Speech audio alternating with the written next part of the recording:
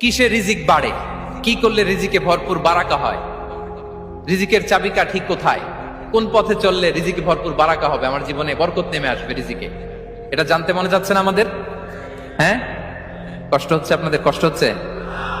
তাহলে কি করলে রিজিকে ভরপুর বারাকা হয়, কি করলে আমার জীবনে ভরপুর বারাকা নেমে আসে, এই পয়েন্টটাতে আমরা একটু আলোকপাত করি। যেসব কাজ করলে আমাদের জীবনে রিজিকে আসমানি বারাকা নেমে আসবে, আমাদের রিজিকে আসমানি বারাকা নেমে আসুক, আমরা চাই কি চাই না? সবাই আমরা চাই নিশ্চয়ই। যে কাজ করলে রিজিকে আসমানি বারাকা আসে, এর এক নম্বর হচ্ছে তাকওয়াল্লাহ, আল্লাহর ভয়। আল্লাহ তাআলা বলছেন, ওয়া মাইয়াত্তাকিল্লাহা ইয়াজআল লাহু মাখরাজা ওয়া ইয়ারযুকহু মিন হাইসু লা ইয়াহতাসিব।